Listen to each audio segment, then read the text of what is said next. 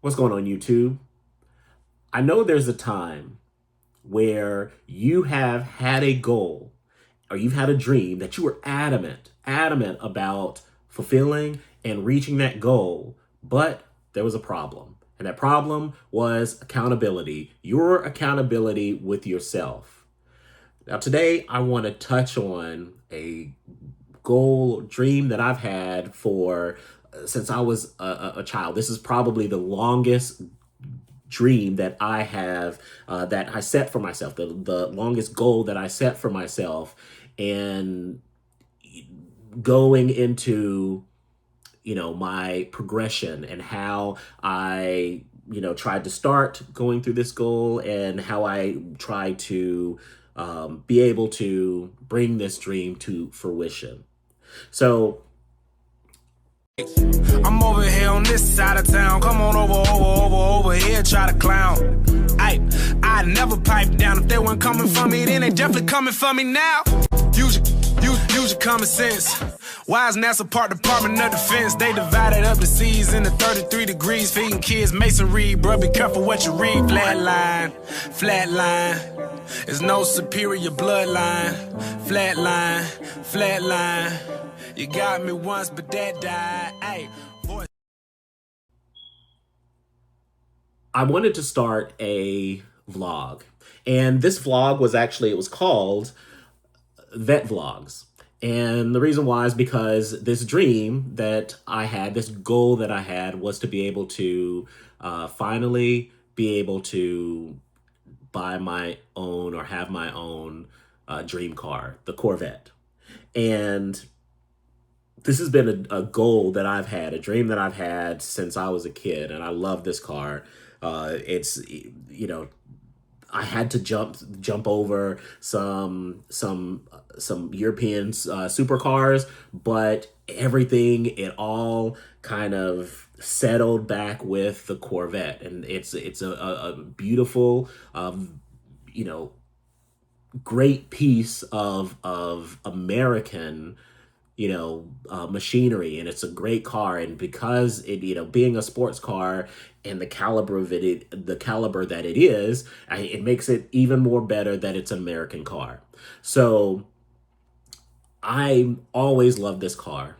And when I was younger in college, I always said, my goal, I started off with my goal was going to be, I wanted to be able to achieve this goal and have my own Corvette by the time I was 30. And the reason why is because when you drive around and you see someone driving a Corvette, you look inside the driver's seat, and what do you normally see? You see somebody in their 50s, 60s, or older. And, there's nothing wrong with that. But I wanted to be able to enjoy that car when I was young, to be able to be free and, full of life. And I know that those people who drive those cars, even in their 50s and 60s, and they still have that life, they still have that energy. But I just, wanted to be that. I just wanted to experienced that when I was young. And I'm not the kind of person that goes out and drives crazy. I don't, street race. I don't do burnouts, any of those things. That's not me.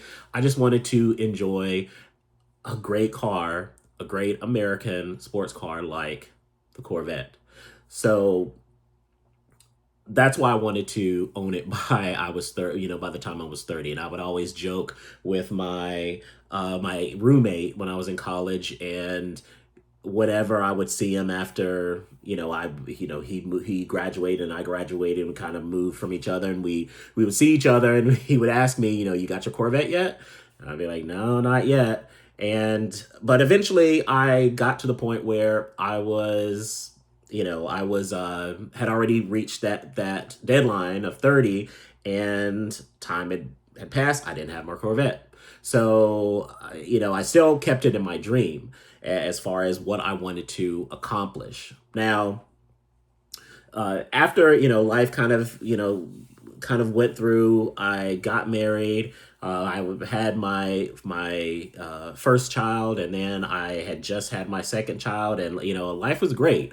And I thought, well, I'm going to pick back up this dream, and so I wanted to, even though I was past, this was still my dream, and I was past the 30, the 30 deadline, but I wanted to make sure that I still had the desire. I still had the fire for this vehicle.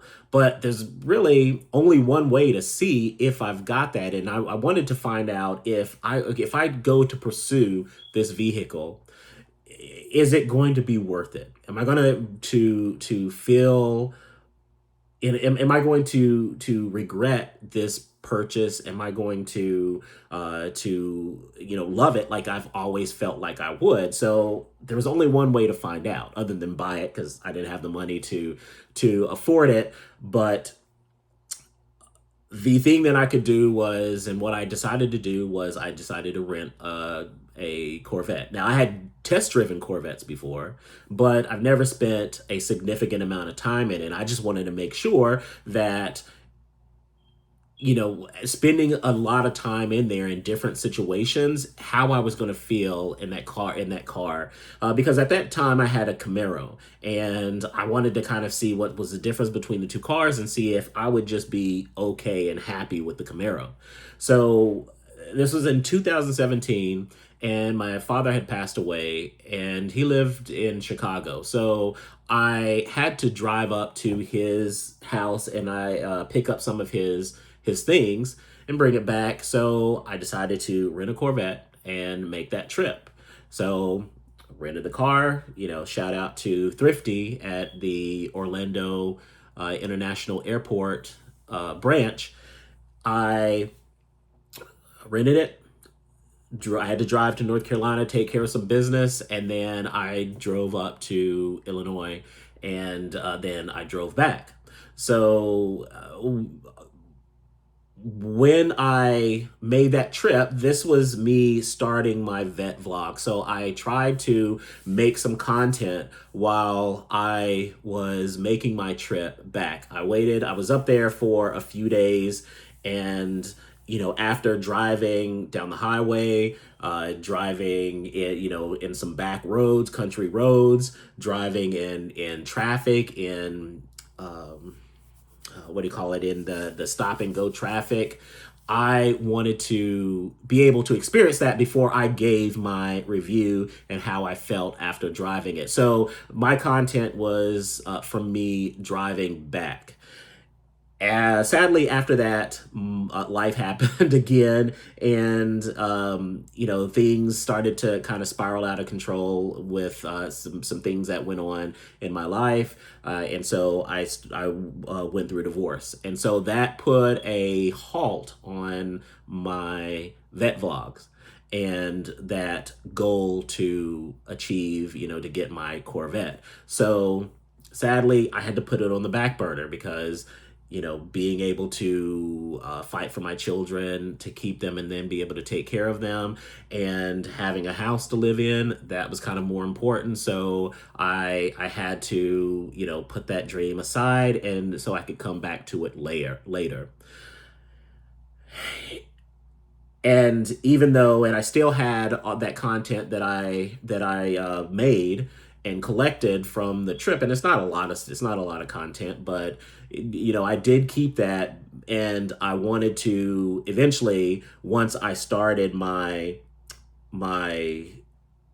dream back up, then I was going to kind of release that content. So eventually I got back, on track, and I was able to get some money, save up some money to be able to go ahead and buy my Corvette and be able to buy it outright. And I had to leverage some stuff, but I was able to be able to achieve that, and I was excited. I was ready to finally have my own Corvette until hurricane, I believe it was Irene, back in, what was it, September, and that hurricane basically said, you know what? Nope. I know you're excited about this, but boop, I'm pulling it away. I'm pulling chains, and I'm getting rid of that dream. So it took a big toll on my roof, and that sucked. So a huge chunk of what I had saved, an overwhelming chunk of what I had saved to be able to buy my Corvette, all gone. So I'm back at square one, and it's going to take me a while to be able to get back up to that point. But that's still a goal of mine. I'm not going to give it up. And that's why I'm here today, because I want to go ahead and institute my vet vlogs so that I can hold myself and keep myself accountable, so that I'm working towards this dream. So I'm going to break this up into, two parts. It is a vlog, so it's going to be multiple parts. So the first part is just going to be me talking about my review of the Corvette and the drive on my way back. And I'm not going to put the whole video or the whole review, because it's going to be long.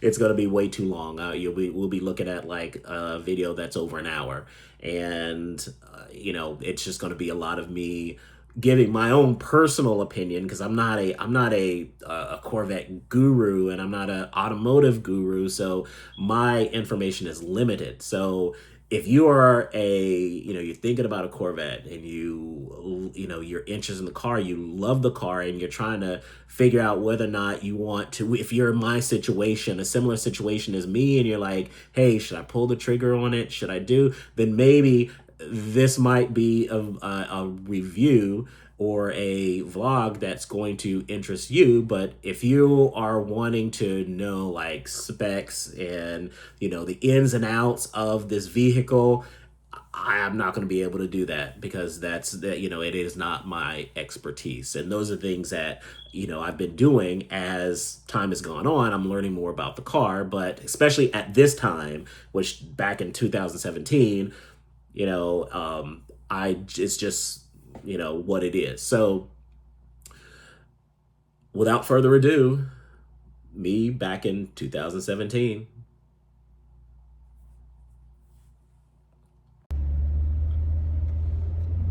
Hey YouTube, this is Logan Oren, and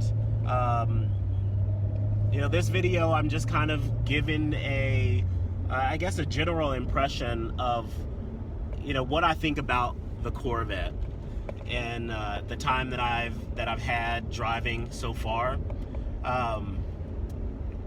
If you like I mentioned the first time, the reason why I rented this Corvette was for the most part because the Corvette is my dream car.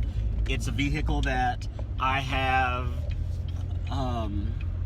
loved and desired to have since I was a kid.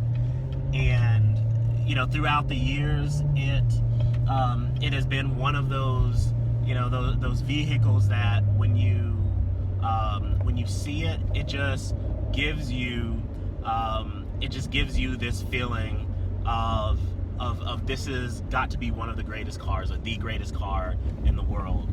I know boys typically love cars, and as a child, of course I had my evolution of different cars that I loved, and there were only two cars that ever were my favorite vehicles, my favorite cars that I dreamt of having when I grew up. And the very first car that I remember, that it was just the most beautiful, exotic vehicle that just screams, power. This is, the vehicle for man. It was the Ferrari, I think it was the F40 or F400, I don't remember. It was so long ago, but it was a Ferrari. And I, fell in love with that car. Now, growing up in, Shelby, North Carolina, those aren't definitely the type of cars that you are going to ever see in real life. And the only way that you're probably ever going to see one is if you go into some type of museum, or you go to a car show, because the internet, or you found books for the car. The internet wasn't around when I was that young, so if I wanted to learn more about that vehicle, it was a little bit hard to do. Not as easy as it is now. If you want to learn something, turn on your computer or your smartphone and you go at it. But I really loved that car, and I also loved the Lamborghini Countach. So I liked that super sports car, type of vehicle. But those were the two types of cars that I really liked. Now, as a child, you just see these vehicles and you say to yourself, I want that car when I grow up. I want to drive that car. But then, of course, the older you get, then you learn, the truth of the matter, and how much those cars cost. And even in the 80s, the early or the mid-late 80s, or the mid 80s, and those cars were still $100,000-$200,000 just for those particular cars. So those cars, they just were more so, they were dream cars that if I were to ever become a millionaire, a multi-millionaire, that I would probably buy at the time. So I didn't realize those things. It's kind of like when I was younger, I thought that college, everyone just went to college. I didn't know that you had to pay to go to college. I thought college was just the next step after high school. But it's funny how things are when you're a child, and the way that you think about things. So after this, still loving cars, and when I was a child, I wanted to what I wanted to be when I grew up was I wanted to design cars. I wanted to be the person that would be able to engineer and design different the way that a car is, the way that it looks, the way that it runs, everything about the vehicle. I wanted to do that, and I was very passionate about that that dream, that prospect of being able to do that, especially when I know that kind of career, they make good money, and when my dream car is a Ferrari or a Lamborghini, and I want to be able to own one of those things, I'm going to have to make some pretty serious coin. But the downside, the bad thing about me, especially as a child, is that I was easily discouraged. And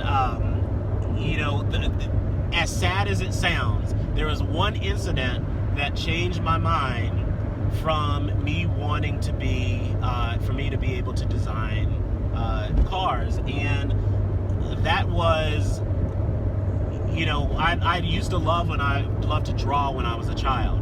And my brother was an artist. My father was an artist, and me being the youngest, I of all of the whole family, I'm trying to follow in their footsteps, but I just couldn't. I wasn't as good when it came to drawing, but I still love to draw and still love to make that attempt to be just like them. But I remember one day, I thought to myself, okay, so if this is what I want to do, if this is what I want to be able to accomplish when I get older, to be able to design cars, then right now I've got to be able to draw my own, idea of what I would like a car to look like.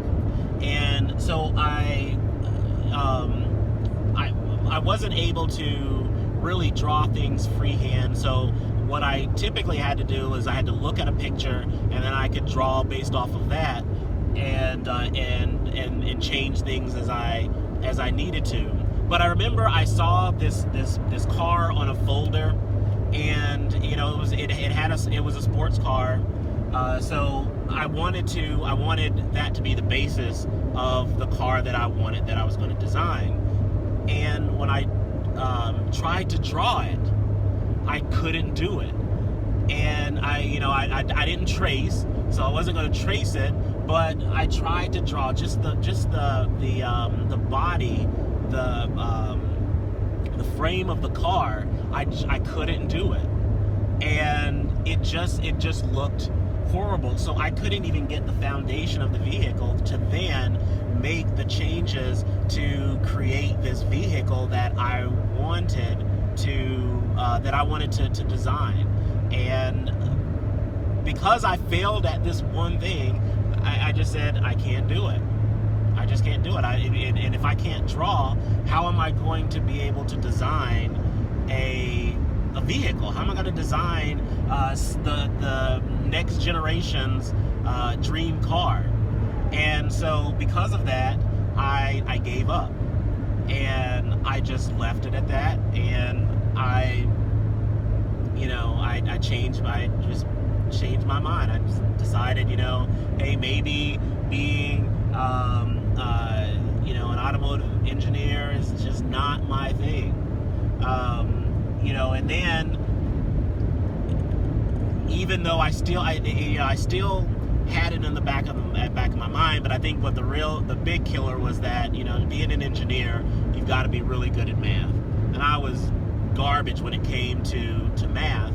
And once I realized, hey, you got to be really good at math to do this kind of job, then that was the nail in the coffin. And but it all started with the fact that I couldn't draw that car in that picture.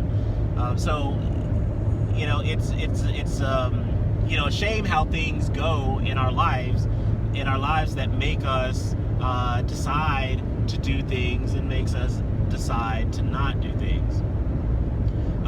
But back to my original point. Where did me becoming to love the Corvette come into play? So it was after all of this stuff, and I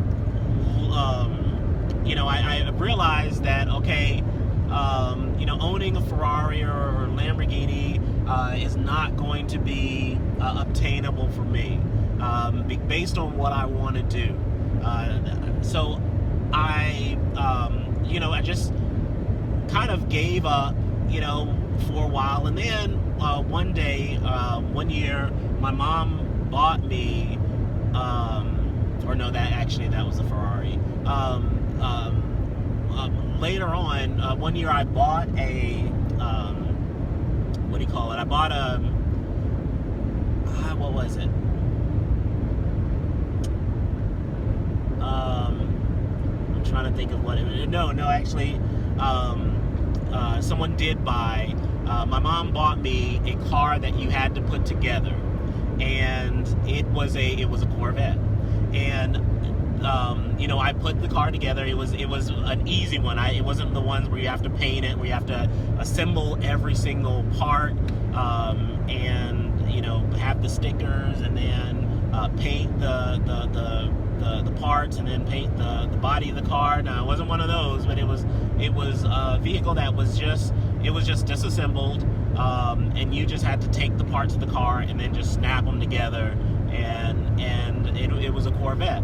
And it for a kid who didn't have a lot of patience to do certain things, to me that was hard work. And when I finished it, that was a huge accomplishment.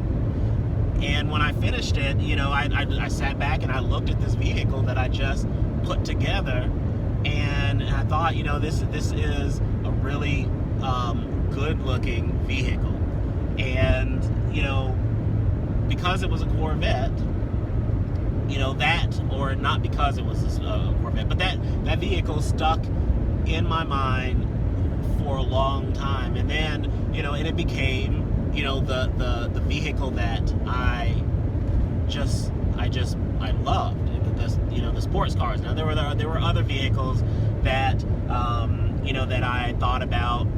I used to daydream a lot, and when I thought about a girl that I was going to take out, or that in my future with me dating a girl or me being married, I always thought that I always pictured me in a Jeep or Jeep Cherokee, in a Jeep Cherokee, and so I did love that vehicle, but it wasn't my dream car. It was just kind of a car that I just fantasized when I thought about my future.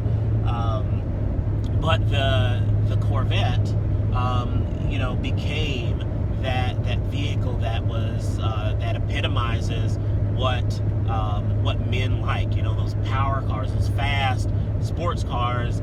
That was the Corvette, and also learning that, hey, even though a Corvette is this really highly prestigious vehicle that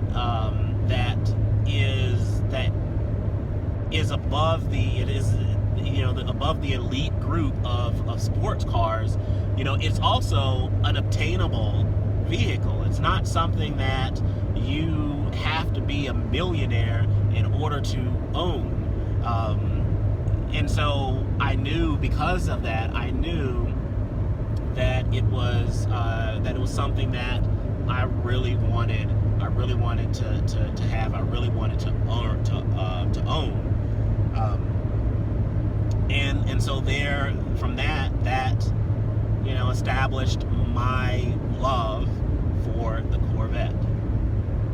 So how do I feel about this car so far? I mean, well, my trip is almost over. I'm on my way to take it back, and I thought about doing a video of my initial thoughts as I pulled out of the parking garage.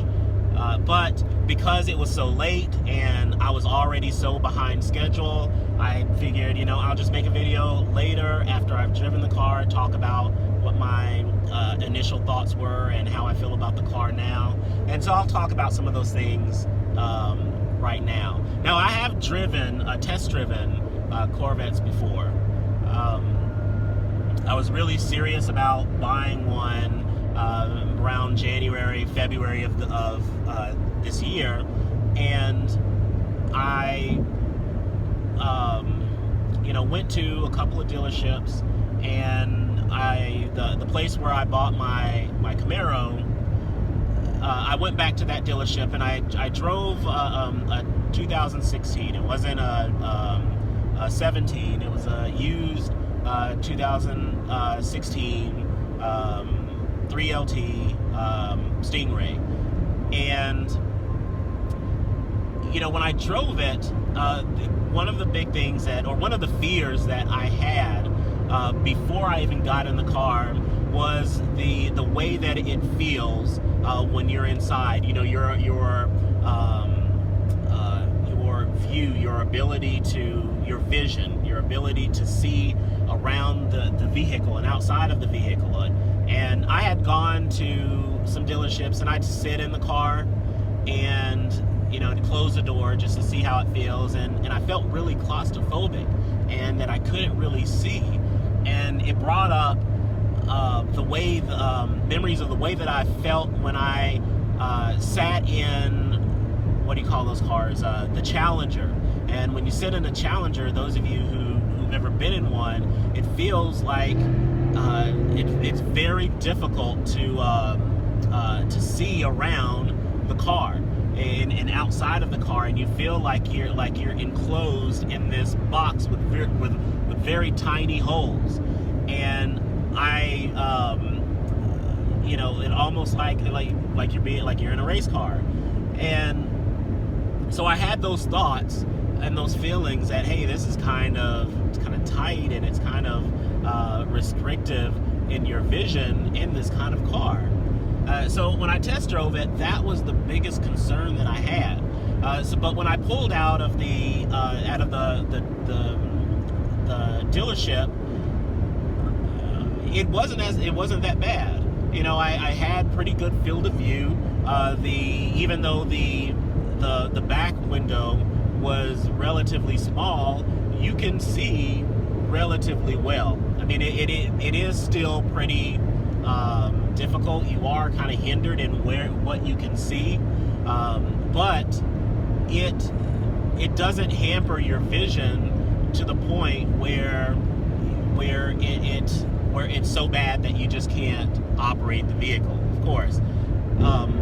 But that was my concern when I test drove it. But again, that was a test drive, and I really felt like I needed to spend like real time, like legitimate time behind the wheel by myself in order to get the feel of the vehicle, instead of just like a 10-minute drive around the block, you know, of a vehicle that you're scared to do anything, because if you break something or you mess something up, then they're going to, I mean, I don't know what they can do if you damage a vehicle on a test drive, but you don't really feel that comfortable. So renting the vehicle was the biggest step that I felt had to be taken in order for me to realize, yes, the Corvette is what I want, and I want to go through the hoops and jump over the hurdles and the stresses in order to own this vehicle. So when I pulled out of I got in the car, started it up, I felt that power, you know, when you start up this vehicle. And you know, it is a convertible, and I didn't want a convertible just because of it limits the trunk space, but I had no option, so I took the convertible. The top was down when I pulled out, or it was down when I picked it up, so they leave the car, the convertible top down. But as I drove away, I raised the top, because I wasn't ready to drive with the convertible hood top down. So I raised it, drove out, and as I drove it, I could feel a huge difference in, you know, my Camaro, and the biggest thing that I could feel is just the ability to accelerate, to pick up top speeds a lot quicker than I can. There's a guy in an SS that's right beside me who is revving up his engine. I don't know if he wants to race. I'm not going to do it, because I'm not going to be paying for a ticket when I get pulled for street racing. I don't know if you could hear his engine as he revs up, but it's just funny, you know, these kind of things. It did kind of happen a couple of times in my Camaro, but I assume in a Corvette it's probably going to happen quite a bit. But back to what I was saying, you know, to be honest with you, when to feel that power, to be able to accelerate on a dime quickly, it did feel really good. It made me, you know, appreciate the opportunity that I was sitting behind the wheel of a Corvette, and I was really looking forward to the long trip that I had. Now that I've had it for a couple of days, or not a couple of days, but a few days, since it's Friday right now, Friday afternoon. I rented it last Friday, so it's been a week. And the way that I feel right now, so my brother asked me, when I talked to him, he asked me if it was worth it. If it was worth the money for renting that I had to pay in order to rent the Corvette, as opposed to renting something a lot cheaper and being able to kind of save that money. So I look at it as was it worth the experience to find out whether or not I can handle a Corvette, if I could use it as a daily driver, if I am willing to go through all of the hurdles in order to try to purchase this vehicle. All right, so my answer is surprisingly, okay, it may be shocking, may not be shocking. Let me start out with this. Is the Corvette still my dream car? If I could own any vehicle on this earth, would it be a Corvette? The answer is absolutely, unequivocally yes. I still love this vehicle. I love the prestige about it. I love the the design.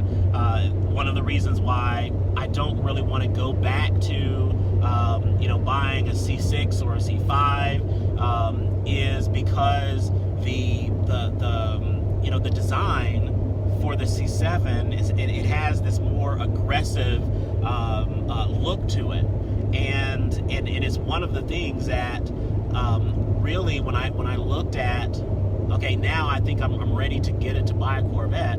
Am I really ready? One of the things that really kind of got me excited about it and really wanting to go back to try to get a Corvette was the way that the C7 looks. And so I do honestly believe that this is still my dream car. And if I have the ability, without the stress, without having to go broke, then, or live on ramen noodles and water for the rest of for 6 years until I pay off the car, I am going to it is the car that I would buy, that I would want.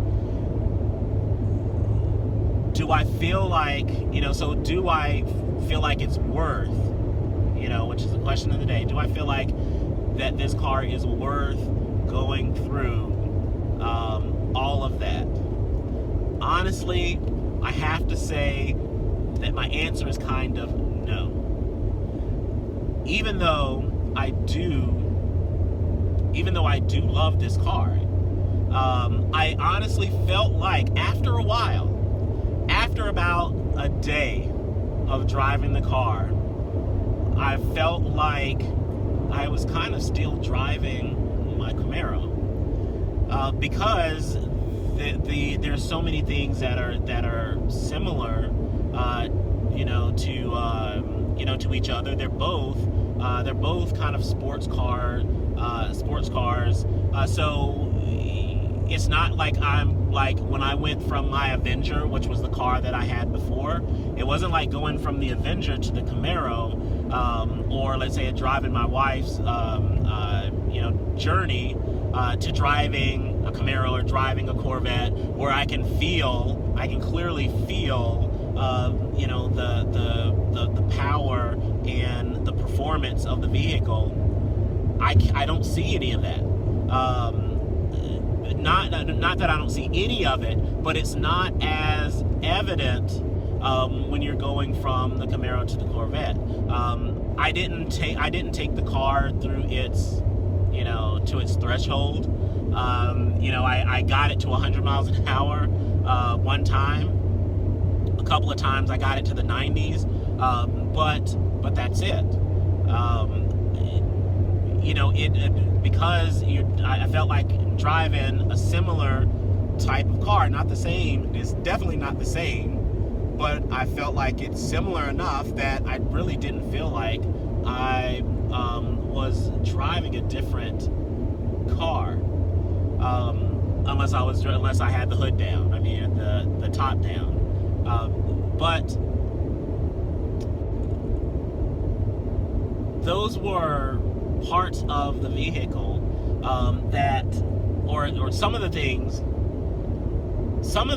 that were part of the vehicle that I thought, hey, this is kind of, this more of the same. One, the interior. The interior is the exact same as my Camaro. Now I know you can get different kinds of interior. I just have the basic leather interior, black leather.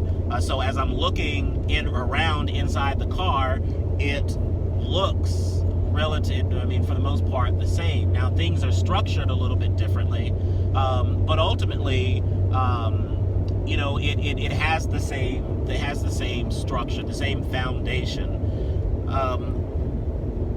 One of the biggest things that turned me off, and it's another reason why I wouldn't want to go to a C6 or a C5 or C4 in a Corvette, is that some things you kind of get used to, which is, for me, it's the technology in the vehicle. And so going into a C7, I'm going to have relatively similar or better technology in the C7 than I have in my Camaro. And so I don't want to go backwards in a vehicle. I want to be at the same level, or I want to go forward. And how do I feel about the technology in this particular car? It is, for the most part, it's the same, but for some things, it's even, I feel like it's downgraded. I read, or I saw a review, a Corvette review for the 2017 Corvette, and I agree with one of the comments that the reviewer said about the car. And he said that he felt like that the Corvette was cheaply made. And not that it was a cheap car, but some of the things in the car were cheaply made. The things that kind of stick out to me, the knobs seem to not be of great quality. That's one thing. But what really gets to me, and I'm going to show you later, but when we look at the display, the screens, the heads up, those are the biggest things that really make me feel like, you know what, Chevy, it feels like you just slapped together some technology, some parts on the car so that it performs a function, but not very well.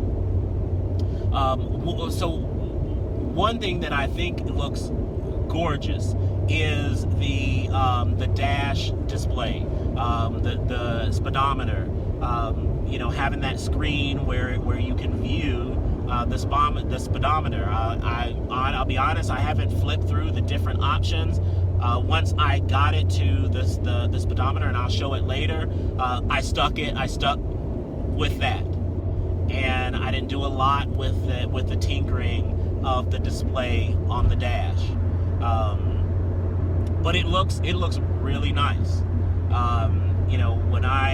Although I relatively am not looking down there because I'm using the heads up, the heads up display. When I do look down, everything is there. It looks neat. It looks pretty. It looks is easy to read. It looks nice.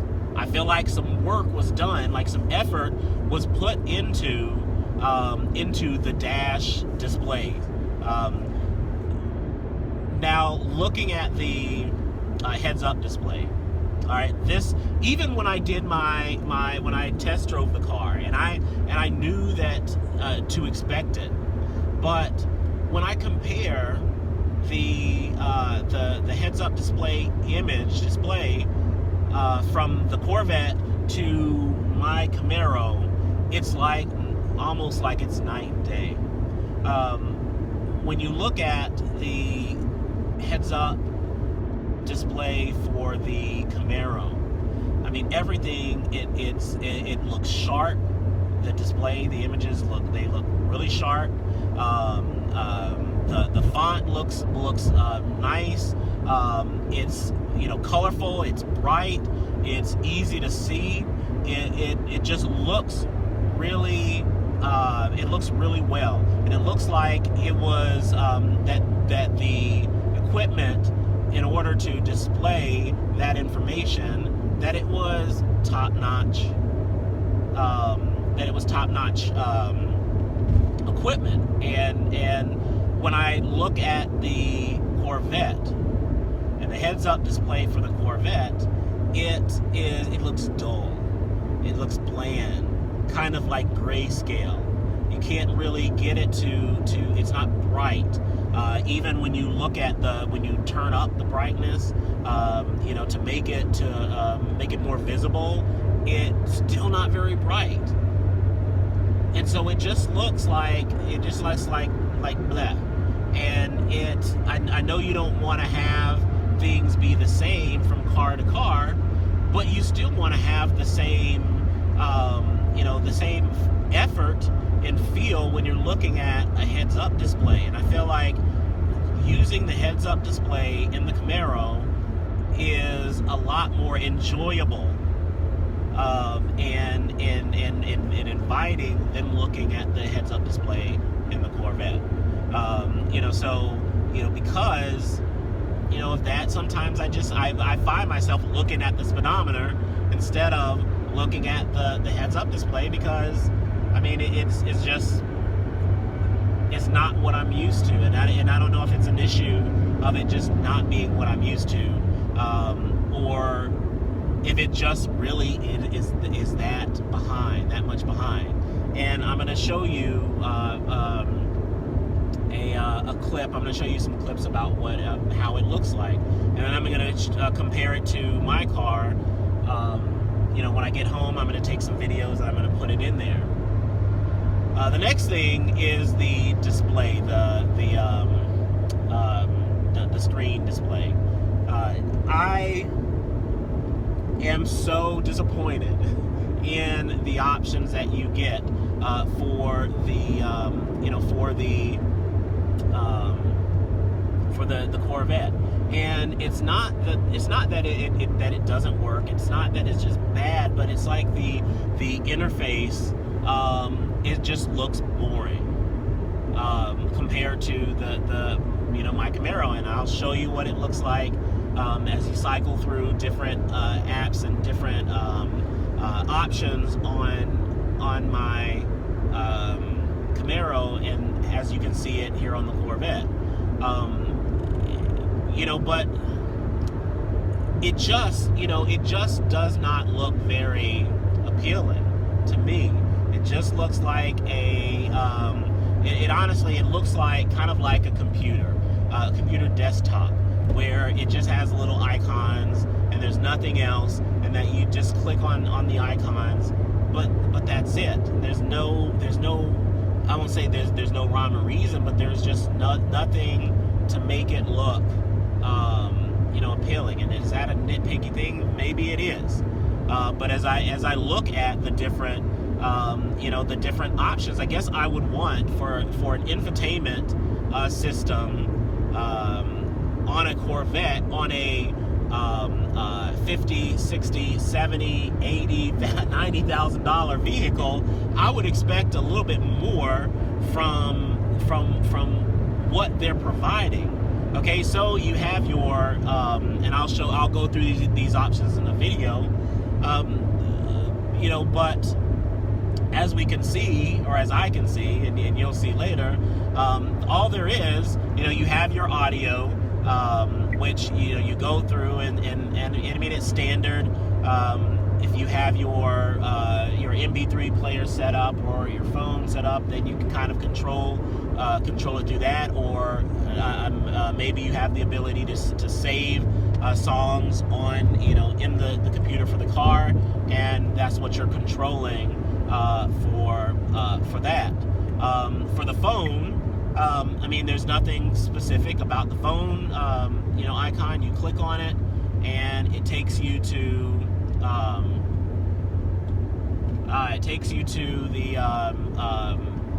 the different phones that are connected in your, to your system.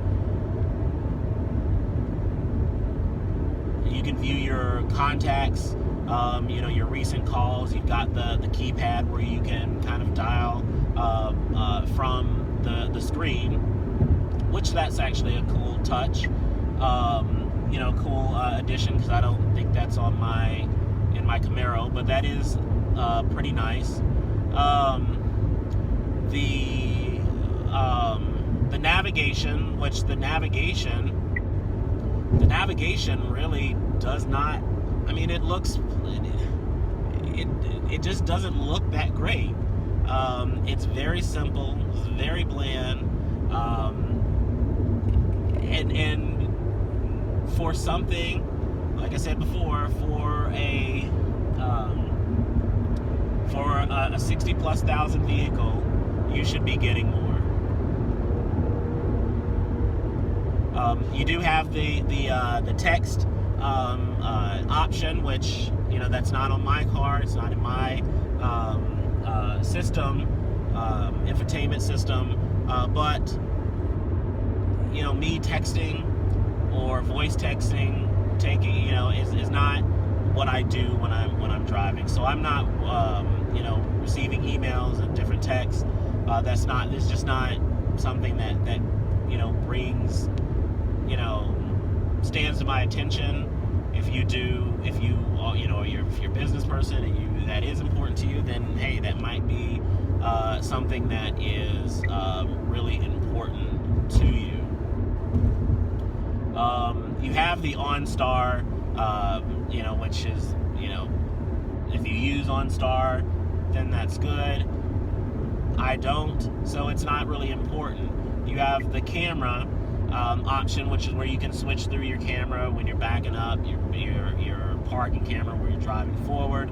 I do like that. I do like that as an option for your camera, for the front camera when you're parking, so you know not to drive over the parking bumps, and you don't hit the curb when you're trying to park. For the traffic, there is a traffic icon. I don't know, I guess that allows you to look at see the traffic. The traffic patterns is are you going through rush hour? Are there accidents and things like that? All right, so that's it for today and for this video, and until we come back for part 2. And part 2 is basically just going to be when I made the trip back, I made sure that I stopped at the National Corvette Museum in Kentucky. And I'm just going to I didn't really, make a lot of content for that trip, but I did some, and I just wanted to kind of show and talk about a little bit more about kind of where I am in the process now, and what's going on while we get into the next video. So that's it for now, and tell me what you think in the comment section. How many of you are, you've got these goals that you're trying to achieve, but it's that accountability, and you need something to hold you honest, to keep you honest, so that you can continue to shoot for that goal that that you deserve, and that it's important to you, but it's hard for you to get your feet running. It's hard for you to kind of get your foot in the door and start it. So any questions, leave them in the comment section. This is Logan Warren, the Troll for Truth. Why? Because the truth should mean something. Trolls, roll out.